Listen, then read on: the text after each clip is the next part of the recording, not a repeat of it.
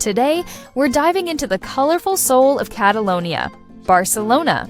But this isn't your average checklist. We're guiding you through 20 must-visit gems in perfect proximity order. So whether you're on foot, a rental scooter, or just dreaming from your couch, this guide flows as smoothly as Spanish sangria on a breezy afternoon.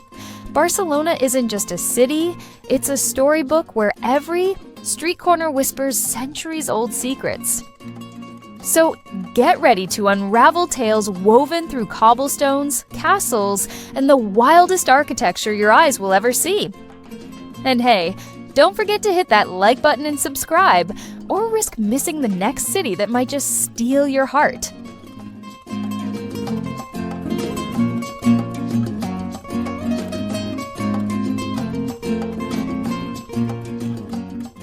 We begin our journey in Barcelona's southwestern heartbeat, Plaza de España, a monumental square so grand it feels like a portal into a different era. Originally designed for the 1929 International Exposition, this plaza isn't just Barcelona's second largest square. It's a massive confluence of architecture, movement, and mood. Towering Venetian towers greet you at the entrance, as if ushering you into some grand parade of history. Fountains glisten in the sunlight, traffic whirls around like a choreographed dance, and pigeons scatter as street performers entertain flocks of tourists. But don't rush. Stand still for a moment. Look around. To your left, the once bloody bull ring of Arenas de Barcelona is now a trendy mall, a symbol of the city's ever-evolving identity. To your right, the grand stairway leads toward Montjuic. And at your feet, cobblestones worn smooth by a century of footsteps. Did you know? Beneath this very plaza runs a complex network of metro and commuter rail lines, a hidden spiderweb carrying Barcelona's pulse. As you soak in the energy, remember, this is more than a place to pass through. It's the prologue to everything that's about to unfold.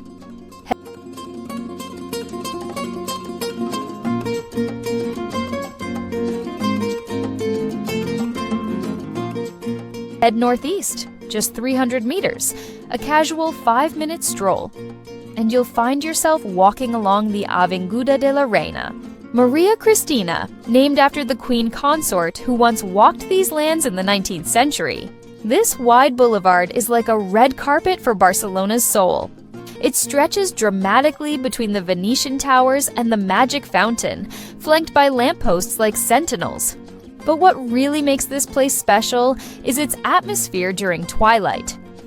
On festival nights, especially during La Mercè or New Year's Eve, this avenue transforms. Fireworks burst overhead, the magic fountain below dances to music, and crowds roar in unison. It becomes less of a street and more of a celebration. And if you're here on a quiet morning, you'll hear the soft hum of sprinklers, the coo of doves perched on lampposts, and perhaps the distant sound of a violinist rehearsing near the museum steps. Locals use this path to jog, to daydream, or to meet a date by the fountain. It's one of those places where life flows, both literally and poetically.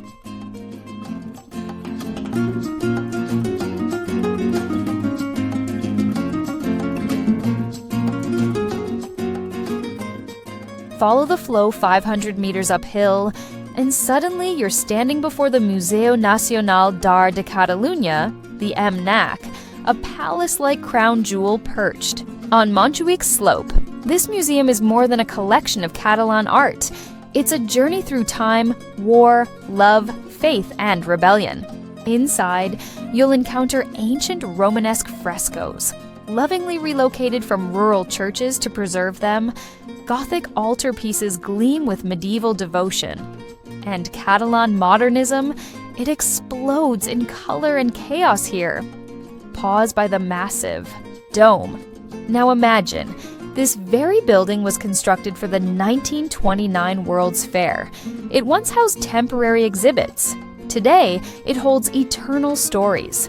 Walk through its rooms, and you might meet a school group marveling at a 12th century Madonna, or a couple sketching quietly in the corner. You might even bump into a professor giving a passionate tour in Catalan.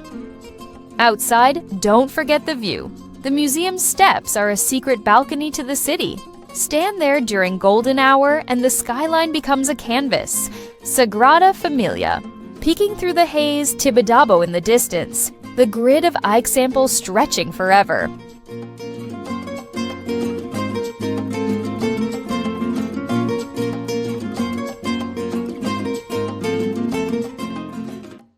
Continue southwest, about 1.7 kilometers deeper into Montjuïc's hill, and you reach the Montjuïc Castle, a silent guardian overlooking the city and the sea. Built in 1640 and later expanded into a military fortress, this castle has witnessed centuries of turbulence, from the War of the Spanish Succession to the Spanish Civil War. It once served as a prison, and some say its stones still echo with the voices of the past. Today, though, peace reigns. As you cross the drawbridge and step into the courtyard, you'll notice the scent of wild rosemary in the breeze and the sound of wind brushing against old cannons. From the ramparts, the view is mesmerizing. The glittering sea to one side, the city's sprawling chaos on the other. Here's a story. In 1940, Luis Companys, the president of Catalonia, was executed right here, making the castle not just a fortress, but a place of memory. Tourists wander quietly, often surprised by how emotional the site feels. Some bring wine and sit at the lookout. Others sketch, and many simply stare out to sea, wondering what Barcelona must have looked like centuries ago.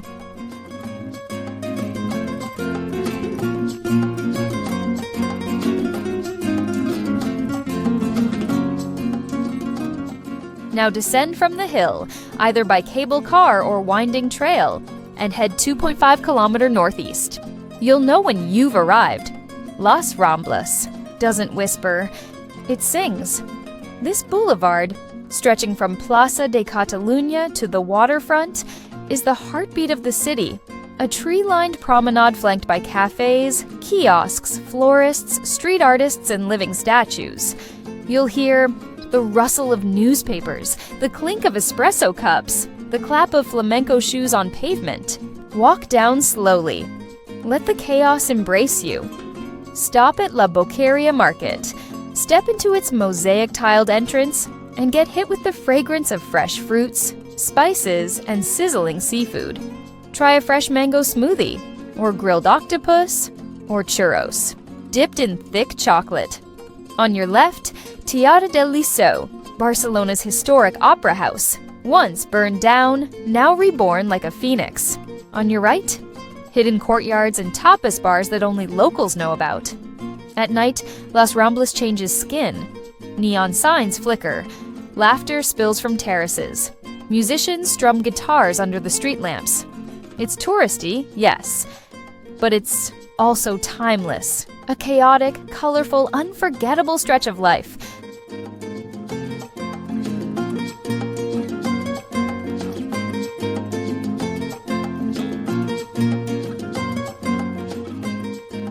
A gentle detour off Las Ramblas, just a 2-minute walk west, and you'll stumble into a hidden world wrapped in palms and golden light. Plaza Real, or the Royal Square. It's the kind of place that feels like it was carved out for film sets and flamenco dreams. The moment you step into the open square, the city's noise melts into a rhythm of clinking wine glasses, low jazz from a street guitarist, and the slow swirl of a Spanish fan in someone's hand. The arcaded walkways around you? Home to bars, clubs, and timeless taverns. In the center, 2 lampposts catch the eye. Look closely, they were designed by a young Antoni Gaudí, long before he dreamed up Casa Batlló or Sagrada Família. Yes, even here, greatness was brewing. There's always something happening in Plaza Real. A mime freezes in mid-prayer. A waiter expertly balances 5 plates of tapas. A toddler chases pigeons. Sit at a terrace cafe. Order patatas bravas. And a local vermouth. Time bends here. You could easily lose an hour just people watching under the Mediterranean sun. At night, the square transforms again. The laughter gets louder, the shadows deeper, and the vibe more electric. It's old. Barcelona soaked in soul and sangria.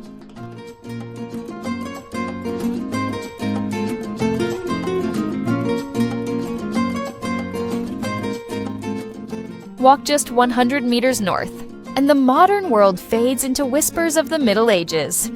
Welcome to the Gothic Quarter, or Barri Gothic, a living labyrinth of narrow alleys, hidden courtyards, and stone walls that seem to breathe history. These streets have seen Roman, soldiers march, medieval bishops pray, and 21st century influencers strike poses.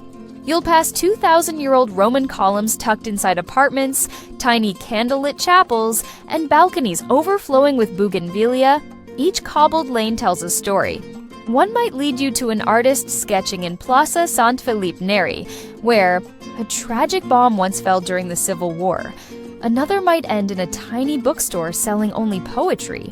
And another, straight into a wine bar where locals argue about Barca's latest game. Listen closely. The silence here is layered. Footsteps on stone, the distant peal of a cathedral bell, a violin echoing through an archway. Even the air smells different. A blend of incense, aged stone, and espresso. This isn't just a neighborhood. It's the old soul of Barcelona. And it invites you to slow down, get lost, and fall in love with the forgotten.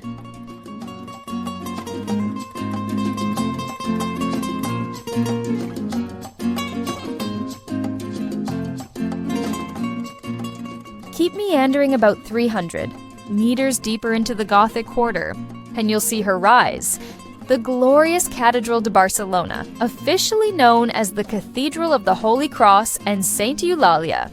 It doesn't shout, it soars. Its spires pierce the sky as if calling heaven down into the heart of the city. Built over centuries and from the 13th to the 15th, the cathedral is a Gothic masterpiece standing on even older Roman ruins. Step inside, and the cool hush envelopes you. Sunlight filters through stained glass, casting colorful prayers across the stone floor. Look up. Vaulted ceilings stretch into eternity. Look down. A crypt holds the remains of Saint Eulalia, a 13-year-old martyr who defied Roman rule. Now walk out to the cloister. You'll hear honking? No, those are geese. 13 of them, to be exact. One for each year of Saint Eulalia's life, forever kept in the garden of the cathedral. Only in Barcelona does holiness come with a soundtrack of honks. Climb to the rooftop, and you'll see the old and new city merge. Terracotta rooftops, glass towers, and the glinting Mediterranean beyond. Up here, the city feels small, sacred, and strangely silent.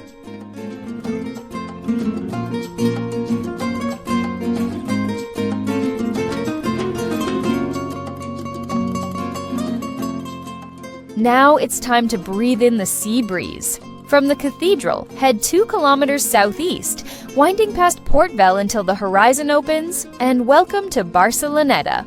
Once the humble fishing village of Barcelona, today it's a beachside. Barrio soaked in salt, sun, and sizzling sardines. The streets are tighter, the laundry's louder, and the spirit, pure Mediterranean. Here, kids ride bikes barefoot, abuelos play cards under awnings, and the scent of grilled calamari drifts. From every corner, the beach just steps away. Golden sands stretch wide, surfers catch lazy waves, and bronzed locals play beach volleyball like it's a religion. Try a bomba, a spicy meat and potato tapa invented right here. Or order paella de mariscos at a seaside restaurant as the sun dips low. Just be careful, one bite, and you might move here forever. As twilight falls, Barceloneta buzzes. Families take sunset walks, musicians serenade with Spanish guitar. And the W Hotel looms in the distance, its glass sail glinting like a beacon of modern Barcelona. Here, the city ends, and the sea begins.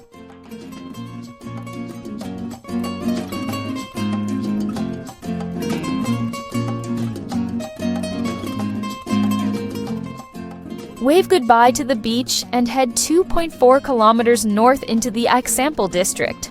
A world of wide boulevards, iron balconies, and one surreal dream carved in stone. Casa Batlló. This isn't a building. It's a fairy tale hallucination brought to life by Antoni Gaudí in 1904. Locals call it the House of Bones because of its skeletal balconies. Others call it the House of the Dragon because its scaly roof resembles a sleeping beast. Whatever you call it, you've never seen anything like it. The facade ripples like water, colors shift in the sunlight, balconies bloom like petals.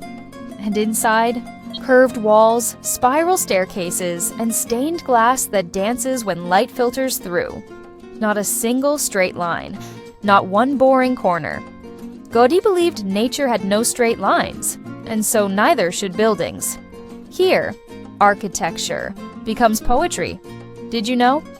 Every floor of Casa Batlló was custom built. No two rooms are the same. Even the vents breathe differently. It's a building that feels alive.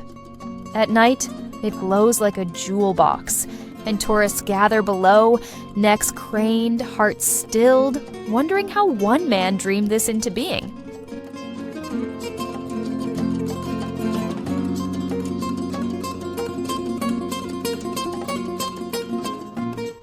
Only a 6-minute stroll north from Casa Batlló, and you'll find yourself standing in front of a building that looks like a wind-sculpted mountain frozen mid-breath. Casa Milà, also known as La Pedrera, or the Stone Quarry. This was Antoni Gaudí's last civil work, and perhaps his most radical. There's not a single straight line in the facade. The undulating stone waves, the wrought iron balconies twisted like seaweed. It feels like something nature grew, not something man built. But it's not just beautiful. It's a quiet rebellion. When Gaudí designed this for the wealthy Milà family in 1906, the neighbors hated it. They mocked it so much that newspapers called it La Pedrera as an insult. But Gaudí didn't flinch. He was creating the future. They just didn't see it yet. Step inside, and you're inside a living sculpture. The central courtyards feel like underwater caves. And the rooftop? It's a surreal playground guarded by chimney sentinels that look like warrior masks. Some say they inspired Star Wars. Others say they're guardians of imagination. From up here, the Ike sample grid spreads out like a tapestry, precise, rational, in total contrast to Gaudí's wild spirit. It's a view of two Barcelonas, one drawn with rulers, the other dreamed with fire.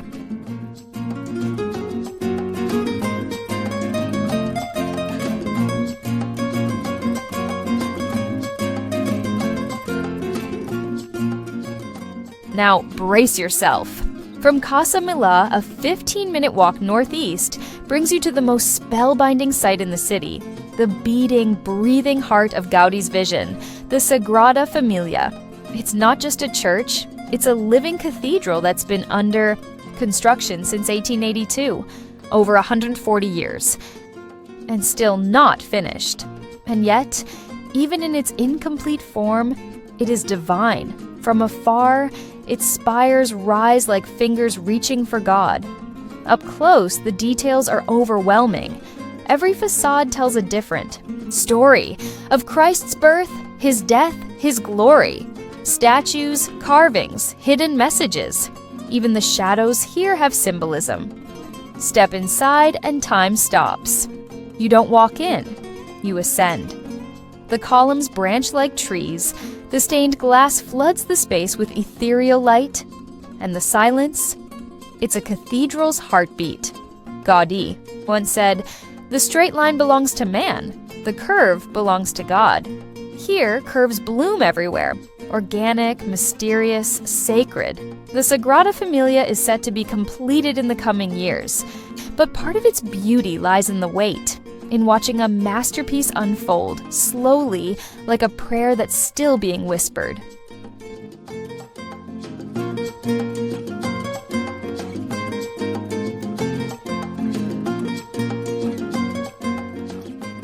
From Sagrada Família, a scenic 25-minute walk southeast leads you to a very different kind of monument, not religious, but triumphant. Welcome to the Arc de Triomphe. But wait, don't expect Napoleon's militaristic arches.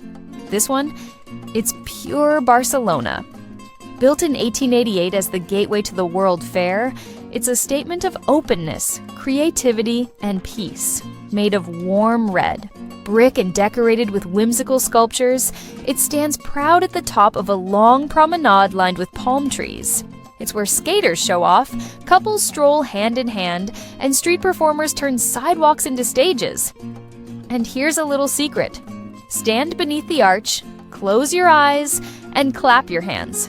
The acoustics bounce your echo back like magic. It's a whispering wall in the middle of a city that never stops moving. The Arc de Triomphe isn't about war. It's about possibility, about a city that opened its arms to the world and never closed them again.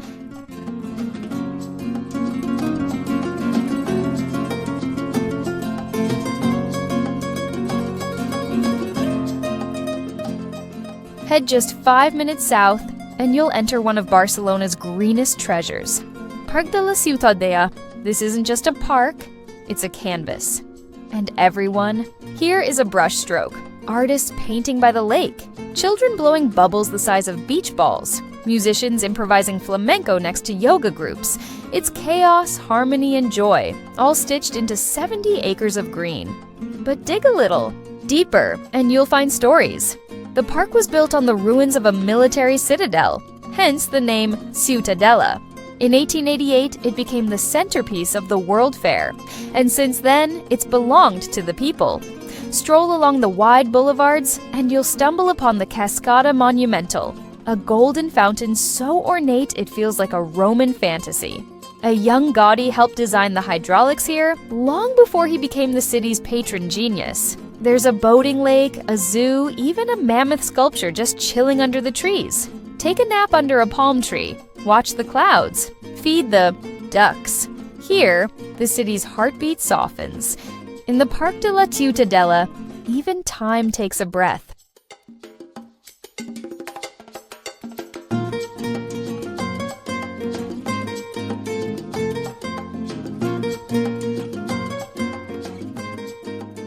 From the green calm of Ciutadella, head northwest about 3.5 kilometers.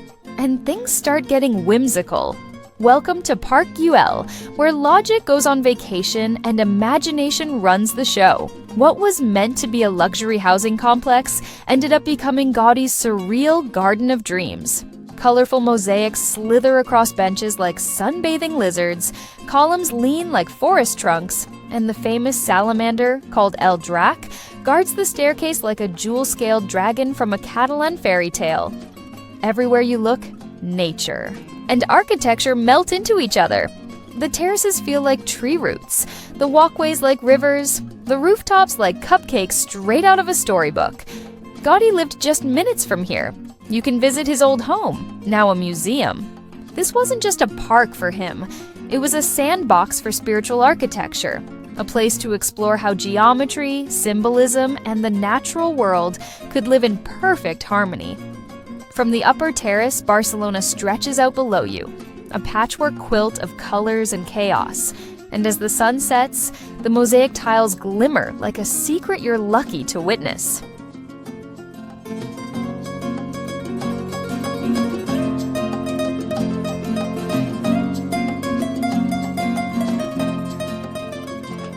Perched like a crown on the Collserola Ridge, just 6 kilometers northwest of Park Güell, Tibidabo watches over Barcelona like a quiet sentinel. At 512 meters high, it's the tallest mountain in the city, and a place where magic, faith, and vintage charm come together in perfect harmony. The journey up is part of the wonder. You'll take a tram, the nostalgic Tramvia Blau, and then switch to a century-old funicular that clanks and rattles its way up the steep slope, cutting through pine forests and pockets of crisp mountain air. At the summit, you're greeted by the Temple Expiatory del Sagrat Cor, a monumental church that seems to pierce the sky. With its neo-Gothic spires and a massive bronze statue of Jesus with outstretched arms crowning the dome, it's impossible not to feel moved, whether by faith, architecture, or simply the view. Climb the church towers and behold a 360-degree spectacle. The Mediterranean Sea, the rooftops of the Gothic Quarter, the curves of Montjuic, the silhouette of Sagrada Família, all laid out like a living map. But Tibidabo doesn't stop at soul-stirring beauty. Right next to the church is the Tibidabo Amusement Park, one of the oldest in Europe, dating back to 1901. Here, time stands still. The rides, a century-old carousel, a charming airplane ride that swings you out over the city's edge, and a Ferris wheel that flirts with the clouds are steeped in vintage whimsy. It's a place where you can hear a child's laughter echo alongside church bells, where romance and nostalgia ride hand in hand, and where every photograph looks like a movie still.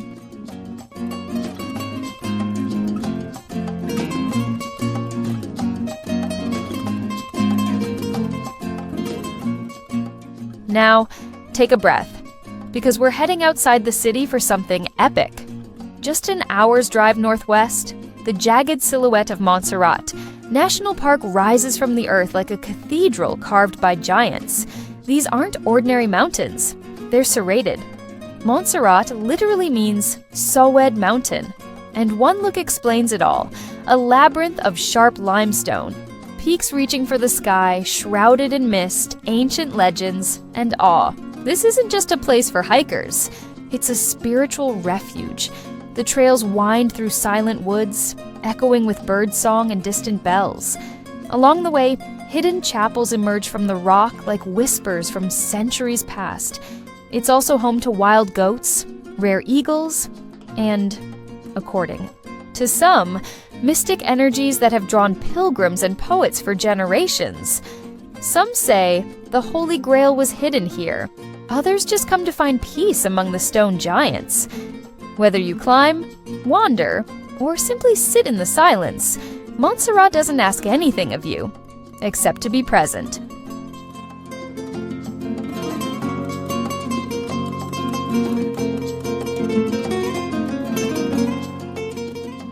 At the heart of this stone sanctuary, tucked into the mountains, embrace, lies the Montserrat Benedictine Abbey, a spiritual beacon that's as moving as the landscape around it. This is the Santa Maria de Montserrat Abbey, home to the legendary Black Madonna, or La Moreneta, a small wooden statue believed to have been carved in Jerusalem. Pilgrims travel from around the world to touch her hand, a gesture of devotion and hope. But even beyond faith, the abbey resonates. Gregorian chants echo through its halls every day, sung by the Escolania de Montserrat, one of the oldest boys' choirs in Europe.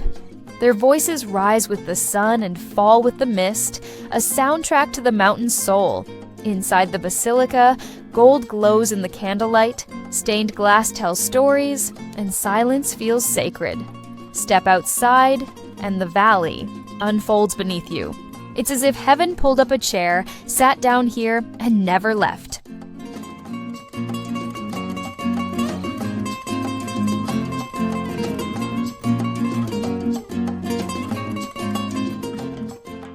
From the mountains to the Mediterranean coast, let's head 42 kilometers southwest to the coastal gem of Sitges, a town where bohemian spirit meets beachside bliss. Often called the Saint Tropez of Spain, Sitges is sun-drenched, sea-kissed, and art-soaked. The old town is a mosaic of whitewashed houses, flower-laced balconies, and cobbled alleys that slope gently toward the shimmering sea. But Sitges isn't just about beauty, it's about freedom. In the 20th century, it became a haven for artists, intellectuals, and dreamers. Today, its film festival is world famous. Spend a day on its golden beaches, explore the Cau Ferrat Museum, once the home of painter Santiago Rusiñol, or sip vermouth in a seaside cafe as the waves flirt with the shore. In Sitges, time doesn't pass, it lounges.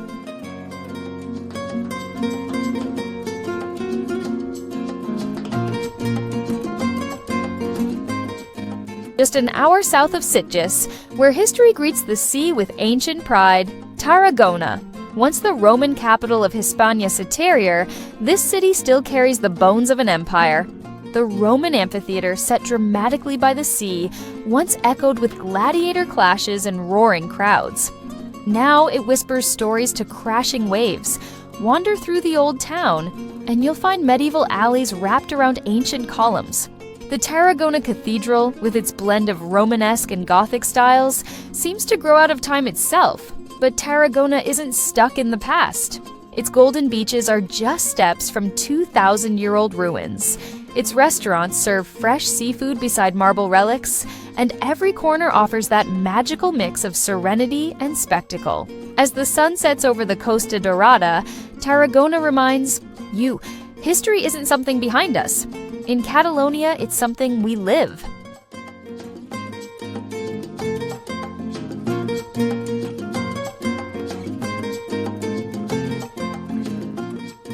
Which of these wonders would you visit first? Or have we missed your favorite hidden gem?